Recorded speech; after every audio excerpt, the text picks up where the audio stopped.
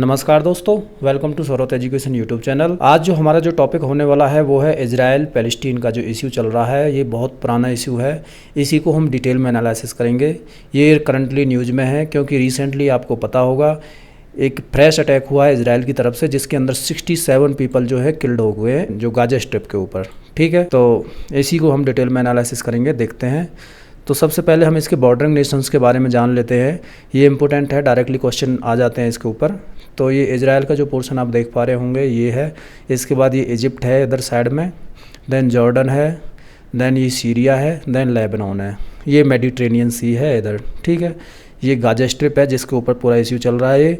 और ये West Bank है। ये वेस्ट बैंक क्या पहले जॉर्डन का पार्ट हुआ करता था, और ये जो गाजा स्ट्रिप है ये पहले इजिप्ट का पार्ट हुआ करता था। बाद में इन लोगों ने, इजराइल ने इसको अपने अंडर में ले लिया है, तो तभी से इश्यू कंटिन्यू चलता आ रहा है। ठीक है, ये सीरिया हो गया। ये गोलान हाइट्स है, गोलान हाइट्स के ऊपर भी क्वेश्चंस पूछे गए हैं बहुत बार। ठीक है, देन अभी इसकी हिस्ट्री देखते हैं। पहले जो आप ग्रीन कलर में जो आप देख पा रहे हैं ये पहले पैलेस्टीन हुआ करता था, और जो वाइट कलर के जो स्पॉट्स आप देख रहे हो छोटे छोटे, ये आपका क्या होता था, इजराइल का पोर्शन हुआ था, जो ज्यूस के नाम से जानते थे, जो ज्यूस पॉपुलेशन रहती थी इसमें। 1947 में पार्टीशन होता है इसका, यानी 2 स्टेट पॉलिसी लेके आती है यूनाइटेड नेशंस। उसके अंदर क्या है कि जो पैलेस्टीन को कम जगह दी गई थी और इजराइल को ज़्यादा जगह दे दी गई थी। उसी के बाद तुरंत बाद एक वार होता है, मैं आगे डिस्कस करूँगा उसके बारे में। तो आप धीरे धीरे देख पा रहे होंगे 1947 से 67 के बीच में इजराइल का पोर्शन बढ़ गया और पैलेस्टीन का और कम हो गया। और अभी प्रेजेंट कंडीशन इस तरीके की है कि आप इजराइल का ही पूरा पोर्शन देखोगे और सिर्फ पैलेस्टीन है जो ग्रीन डॉट देख रहे हो ये बचा है, बस बहुत छोटा रीजन बचा है। ठीक है, इसके हिस्टोरिकल बैकग्राउंड की तरफ जाते हैं। तो हिस्टोरिकल बैकग्राउंड के अंदर सबसे पहले जो निकल के आता है वो है Zionist movement in the 19th century. आपको मैं बता दूं, जो ज्यूस थे, ये जो पॉपुलेशन थी ये हर जगह फैली हुई थी, ज़्यादातर यूरोप कंट्रीज़ में।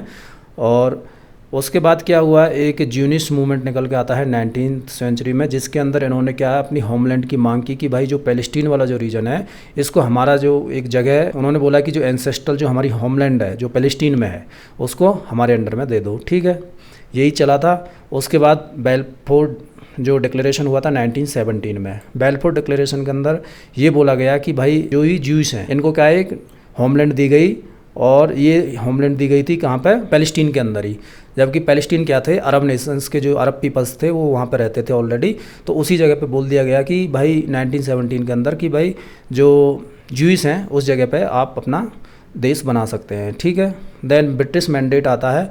ब्रिटिश मैंडेट के अंदर क्या होता है कि ओटोमन एम्पायर जो रहता था पहले, ओटोमन एम्पायर को आपको मैं बता दूं, ये जो ओटोमन एम्पायर आप देख पा रहे होंगे, ज़्यादातर यूरोपियन नेशंस रहते थे इसमें, और कुछ अरब नेशंस, और इस तरीके के रेड सी के जो चारों तरफ का जो रीजन था ये पूरा ओटोमन एम्पायर हुआ करता था। तो ये कोलैप्स होता है।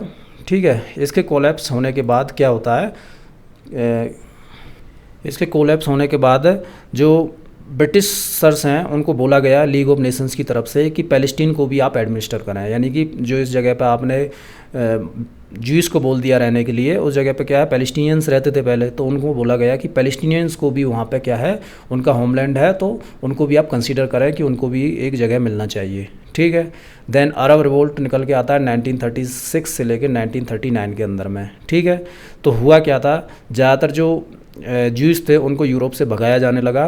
ठीक है, इसकी वजह से उनको ज्यूस का परसिक्यूशन हो रहा था यूरोप के अंदर, और वो सभी लोग क्या अपने होमलैंड की तरफ, यानी कि पैलेस्टीन जो हुआ करता था पहले, उधर भागने शुरू हो गए। उसी के रिटेलिएशन में 1936 से लेकर 39 तक जो ब्रिटिश रूल था, जो आई माइग्रेशन हो रहा था, उसी टाइम पे क्या है, एक रिवोल्ट होता है अरब नेशंस की, जो पीपल्स जो पैलेस्टीनियन अरब्स जो रहते थे उधर, उनकी तरफ से कि भाई इस तरीके से जो ये हमारे होमलैंड में आते रहे तो पूरा का पूरा क्या है, ज्यूस पॉपुलेशन हो जाएगी। जैसा कि आज आप देख पा रहे होंगे इजराइल का जो अभी पूरा का पूरा हो गया उधर। ठीक है, तो इसी को रोकने के लिए क्या एक रिवोल्ट चला था अरब नेशंस की तरफ से 1936 से लेकर 1939 के बीच में। 1947 में यूएन का एक पार्टीशन प्लान आता है, यानी कि 2 स्टेट पॉलिसी को यूनाइटेड नेशंस ने बोला कि इस जगह को, जो रीजन है उसको 2 हिस्सों में बांट दिया था कि भाई एक हिस्सा चला गया था आपका पैलेस्टीन को, और दूसरा हिस्सा चला गया था ज्यूस को। ठीक है, देन इसको यूनाइटेड नेशंस का जो पार्टीशन प्लान आया था, इसको पैलेस्टीन ने मना कर दिया था कि भाई नहीं, हम इसको नहीं मानेंगे, क्योंकि ज्यूस की जो पॉपुलेशन है बहुत कम है, और जो अरब जो पॉपुलेशन है वो ज़्यादा है, लेकिन जो रीजन जो दिया गया था वो अरब को जो पैलेस्टीनियंस जो ओरिजिनल पैलेस्टीनियंस थे उनको कम रीजन दिया गया था, जबकि ज्यूस पॉपुलेशन को ज़्यादा रीजन दिया गया था।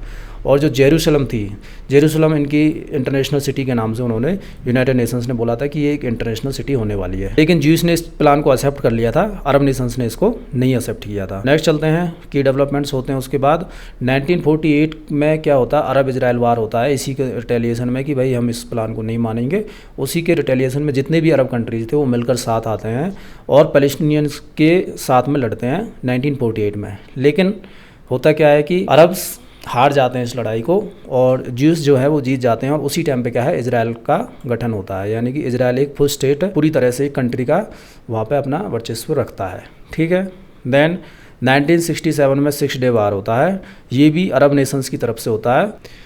ये वार इसलिए होता है क्योंकि 1967 में इजराइल ने क्या किया था, गाजा स्ट्रिप जो कि जो इजिप्ट का जो पोर्शन था, अभी मैंने जो दिखाया था मैप के अंदर, उसको अपने अंडर में ले लिया था, और दूसरा था वेस्ट बैंक, ये क्या जॉर्डन का जो हिस्सा था इसको भी अपने अंडर में ले लिया था। तो इसी के रिटेलिएशन में जितने भी अरब नेशंस मिलकर साथ में आते हैं और 6 डेज का वार चलता है 1967 के अंडर में इजराइल का और सारे अरब नेशंस का। ठीक है। लेकिन इसमें भी क्या है, इजराइल की जीत होती है। इंटिफेडाज को बोलते हैं पैलेस्टीनियंस की जो अपराइजिंग होती है, क्योंकि आपको पता है पैलेस्टीनियन का पूरी तरह से परसिक्यूशन हो रहा था वहाँ पे, जो इजरायली जो गवर्नेंस का पूरी तरह से दबदबा था, वही मिलिट्री रूल अपना चलाते थे। तो उसकी वजह से क्या है, पैलेस्टीनियंस की अपराइजिंग्स होती है, इसी को ही हम क्या है इंटिफेडाज के नाम से जानते हैं। ये 2 बार हुई थी पूरे अभी तक में। पहला जो हुआ था वो हुआ था 1987 से 1993 के बीच में। ठीक है।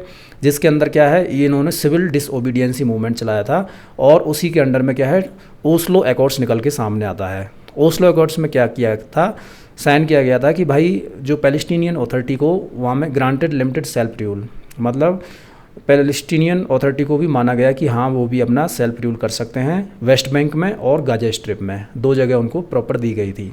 इसी को ओस्लो एकॉर्ड के नाम से जाना जाता है। देन ये 1993 में हुआ था, इसका ध्यान रखना है, इम्पोर्टेंट है। देन सेकंड जो इंटिफेडा होता है ये बहुत ज़्यादा वायलेंट होता है, और इसका कोई पीस टॉक्स होती नहीं है कुछ भी। उसके बाद से क्या पूरी तरह से पीस टॉक्स ख़त्म हो जाती हैं। 2000 और 2005 के बीच में सेकंड इंटिफेडा होता है, यानी कि पैलेस्टीनियन अपराइजिंग्स होती है दूसरी बार। ठीक है। तो ओस्लो एकॉर्ड्स मैंने बता दिया आपको। नेक्स्ट चलते हैं, rise of Hamas and Gaza blockade. होता क्या है, तो पैलेस्टीनियंस के इलेक्शंस होते हैं 2006 में, तो पैलेस्टीनियंस इलेक्शन में विन करते हैं। तो उसके बाद से क्या हुआ, एक हमास एक मिलिटेंट ग्रुप निकल के सामने आता है जो कि गाजा स्ट्रिप को अपने अंडर में ले लेता है। ठीक है। और ये 2007 में होता है। इसी के जो रिटेलिएशन में जो इजराइल और इजिप्ट दोनों ने क्या है, ब्लॉकेड इम्पोज कर दिया इस टेरिटोरी के ऊपर, गाजा स्ट्रिप के ऊपर, कि भाई कोई भी इंसान यहाँ से मतलब कोई भी पीपल इधर से उधर नहीं जाएगा। पूरी तरह से ब्लॉकेड हो गया था ये एरिया। तभी से क्या है, ह्यूमैनिटेरियन क्राइसिस निकल के आते हैं गाजा के अंदर।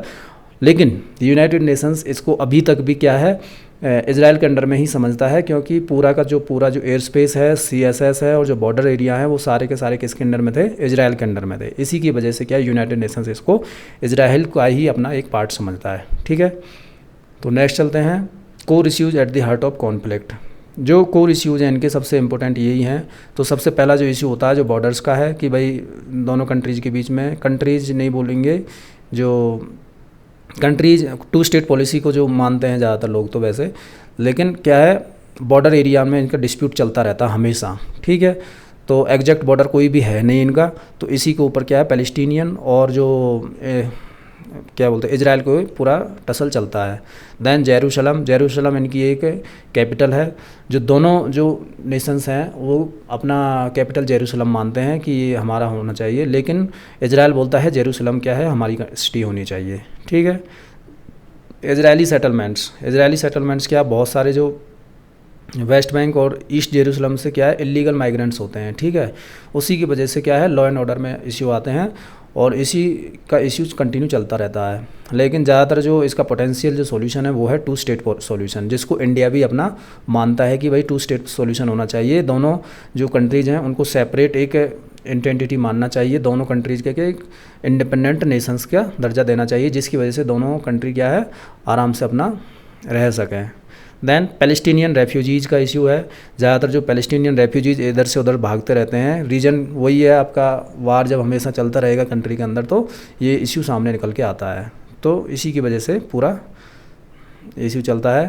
देन सिक्योरिटी, आपको पता होगा बहुत सारे जो मिलिटेंट ग्रुप सामने आ गए हैं अभी, जैसे कि हमास हो गया, उसकी वजह से क्या है, सिक्योरिटी का इशू आता है इस रीजन में। ठीक है, नेक्स्ट चलते हैं। रीसेंट एस्केलेशन हुआ है अक्टूबर 7 2023 के बाद से। अक्टूबर 7 2023 को क्या हुआ था, हमास ने एक सडन एक अटैक कर दिया था इजराइल के ऊपर, जिसके अंदर 1200 पीपल्स जो किल हो गए थे और 250 के समथिंग उसने हॉस्टेज बना लिया था। ठीक है, तभी से क्या इजराइल ने एक रिटेलिएशन में एक फुल फ्लैश्ड वार घोषित कर दिया है अगेंस्ट अपना पूरा हमास रीजन, हमास जो उनका जो मिलिटेंट ग्रुप है उसके ऊपर। ठीक है, देन रीजनल टेंशंस हैं।